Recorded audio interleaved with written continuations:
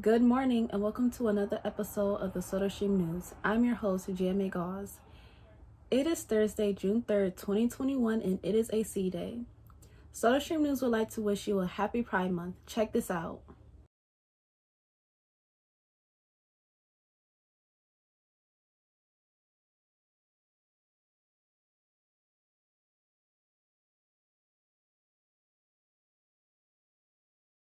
In the early morning hours of June 28, 1969, a riot broke out in front of the Stonewall Inn in New York City.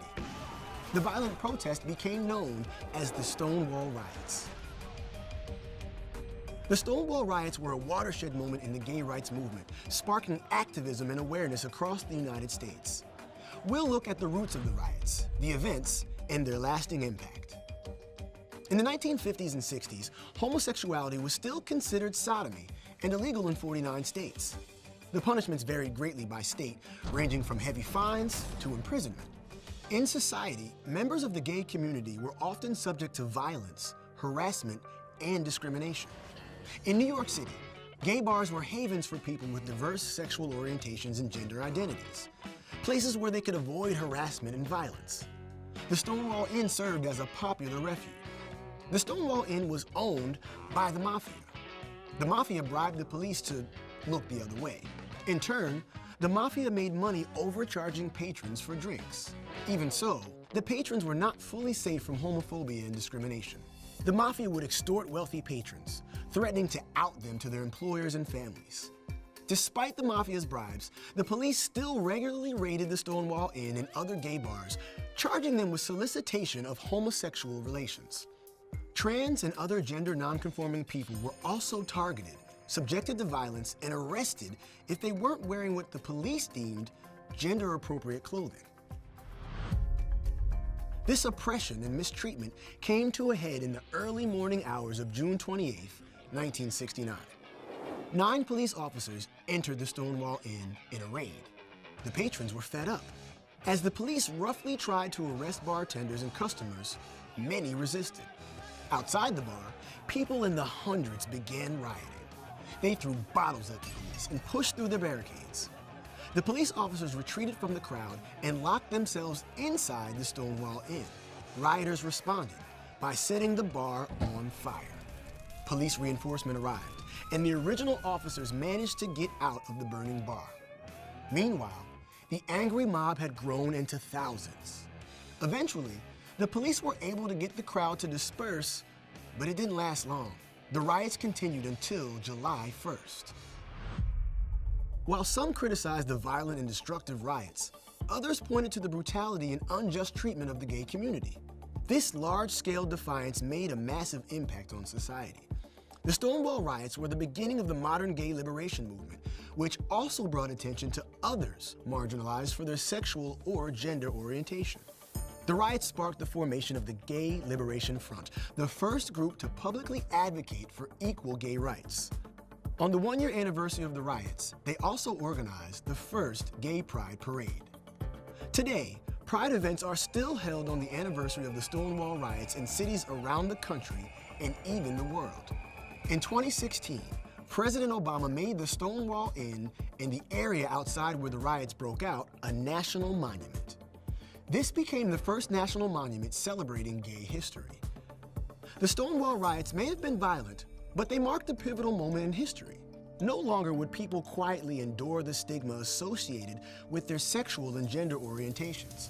Through the Stonewall Riots, the gay rights movement gained mainstream visibility and a momentum that continues to this day. The Soda Dance Department is presenting 3 virtual dance showcases to show off the work of our phenomenal dance students.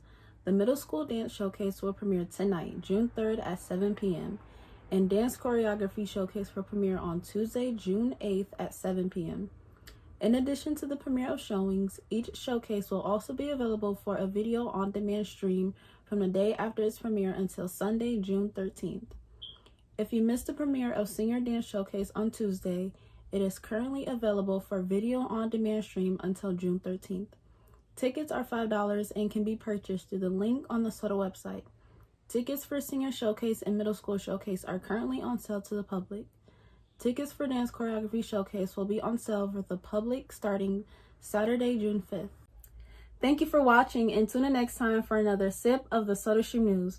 We now leave you with a look into the creative minds of our very own Mike Cotes Choches and Damani Tuckett. Along for the ride. Open your ears, because everyone here needs a fair amount of news. Welcome to Fairmount. News, the only news that you should be aware of.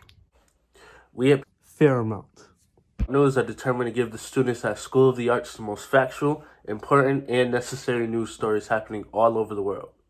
Without further ado, let's begin. In light of recent events with the royal family and the interview with Oprah, Meghan Markle, and Prince Harry, Her Majesty the Queen released a statement Saturday, March 13th, and we have an exclusive audio clip of this crumbling queen. Yeah, now I'm panicking. Don't panic. No, I am, because I'm going to lose my job. Heartbreaking. In other news, In the great state of Kentucky, a Popeyes worker, Roberta Camry, was held at gunpoint and kidnapped. Onlookers reported that the armed assailant cried out, "How do you get it to taste so good? What do you put in that chicken?" The armed attacker escaped the KPD, and a nationwide manhunt has begun. Here's a police sketch of the suspect. Please contact your local police if you happen to see him. We would like to thank Roberta Camry for her noble service as a Popeyes worker, fighting for our freedom since 1972.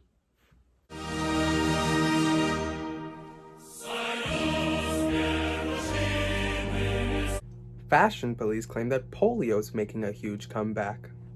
Yes! Yes, Gaga, you look so good! Breaking news! Scientists believe that there's a strong correlation between the COVID-19 vaccine and being struck by lightning. 3 out of 5 vaccinated civilians will be struck by lightning. What can you do to lessen your chances of meeting an electrifying end? Beats me. See you next week on Fairmount News.